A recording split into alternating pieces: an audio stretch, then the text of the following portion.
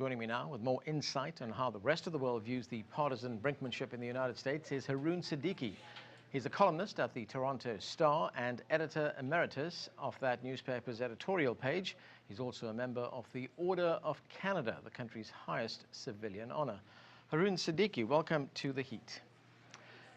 My pleasure. So what does dysfunction in Washington look like from the outside? Let's listen to what President Obama said in the aftermath of that deal that was struck in Washington late on Wednesday evening.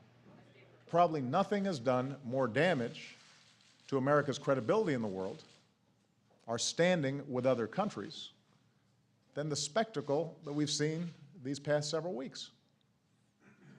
It's encouraged our enemies, it's emboldened our competitors, and it's depressed our friends who look to us for steady leadership. Somewhat bitter words there from President Obama in the wake of what happened. How does all of what happened impact the credibility of the United States? It looks worse from here than probably it does in Washington, because this gridlock, this total dysfunctionality. I was thinking this morning, there are, as strange as it may sound, there are disturbing parallels between what is happening in the United States and what happened in Egypt, for example, an unlikely parallel. There too, the people wanted to topple an elected president, did not accept the verdict of the ballot box. And this is what in some ways the Republicans have been trying to do, to delegitimize and derail the presidency of Obama, number one. Number two, in terms of the outrageous language that some of the Republicans have used against the president and against those who criticize them as a pieces of Nazis and so on and so forth. In Egypt, they were calling an elected president, routinely calling him fascist and so on. So these are disturbing parallels. And in some ways, it is worse than in Egypt. In Egypt, millions of people galvanized against the president. Here what you have, as President Obama said, a minority of a minority that has held the government hostage for 17 days with little or no regard for what it means to the country's economy, what it means to its geopolitical position, what it means to its credibility. So it's a sad commentary on the dysfunctionality in the United States. When you look at it from a place like Canada, we've often heard politicians and commentators talk about the damage that is done internationally to what they term the full faith and credit of the United States. Are they just playing politics here, or has the full faith and credit of the United States been hurt here? No, it seems to us that they are extremists who are playing extreme partisanship. America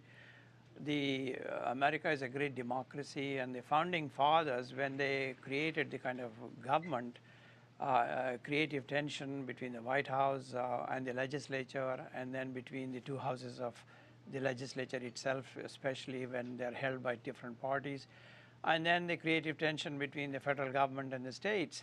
All of that was designed to encourage restraint, encourage compromise. But what we have really lately noticed is all of that is breaking down. And what is the prime reason that one sees it's breaking down is extreme partisanship. And as I said, the refusal simply to accept the will of the people. Number two, accept even their own law. They want, all of the show was ostensibly to derail Obamacare, which was approved by both houses of Congress 3 years ago and was upheld by the Supreme Court 2 years ago. So they don't want to follow the rule of law, their own law. This is madness. We referred in our introduction to that editorial which was published by the Chinese news agency Xinhua, in which there are suggestions that there should be efforts made now to de-Americanize world trade. But we know that the US dollar is not just the US currency, it's the foremost reserve currency in the world. Gold and petrol and oil all traded in dollars. Is that a serious suggestion right now, that we should be looking at that? It is a serious suggestion. It's not going to happen tomorrow, but as you know, the International Monetary Fund has already floated this idea of a special drawing rights, a mixture of currencies, world currencies, and so on. It's not a surprising development that such suggestions are being made, given the American economy and given all the theater that takes place routinely in Washington. We have overcome a crisis, but yet another one may be looming in January. And this may, in fact, also be a continuation of the geopolitical de-Americanization of the world. America is no longer as powerful as it used to be, despite the fact that it remains the overwhelming military power in the world. Its credibility has been eroded, its influence has been eroded, as we have seen lately in the Middle East and elsewhere. So the world no longer turns on American whims and fancies as it's used to, which is a healthy developing thing, but America needs to accept it and accept its responsibilities and still accept the fact that it has the biggest economy in the world and continues to have the biggest military power in the world. So it requires some restraint. It requires a sense of responsibility that has lately been missing, especially from Congress and especially from the Republicans. When you say there's been an erosion of credibility in the United States, an erosion of the United States' influence, does that point to a leadership vacuum here in Washington? No, it really, but to start with, it points to a former Republican president, George W. Bush. I mean, it's a well-known fact that the two wars in Afghanistan and Iraq were botched efforts, regardless of what one thought of the rationale for them.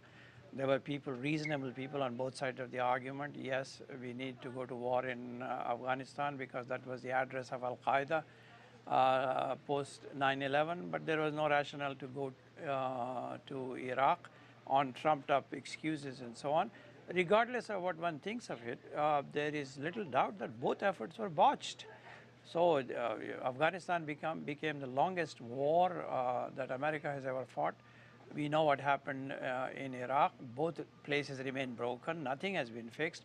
We have forgotten all about the great promises of bringing democracy and so on, the propaganda of going and liberating Afghan women and having great democratic westernized democracies in both places. None of those things has taken place. And American credibility has been eroded. And now Americans have gone exactly the opposite direction. The American public has no appetite for any kind of war.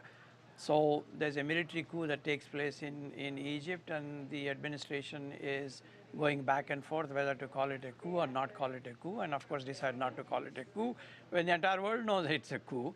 It's a joke.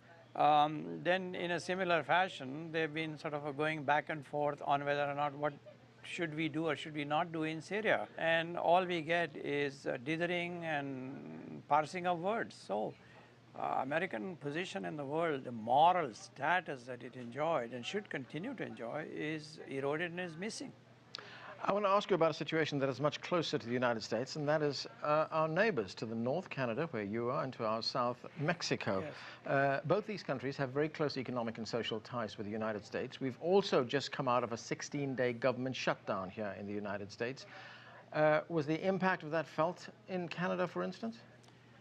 Not immediately, but it would be felt because, you know, internationally it is not really well known. It's a well-kept secret that Canada and the United States have the biggest trading partnership in the world. The Canadian-American business trade partnership is more than $600 billion a year, which is bigger than the American-China trade relationship, which is about $550 billion or thereabouts. And 80% of our exports go to the United States. So if America sneezes, we get a cough and a fever here. That's an old cliche that we use here. So anything that slows down the already slow recovery of the United States has an impact on Canada. We are still feeling the impact of the 2008 meltdown, and we have managed our economy rather well, much better than the United States. We have better regulatory procedures for our banking and so on and so forth. Nonetheless, fact remains that any slowdown in the United States does affect us. Maybe not tomorrow morning, but in the long run it does, and it's already has been affecting us for the last 5 years. Haroon Siddiqui, thanks for joining us, sir. My pleasure.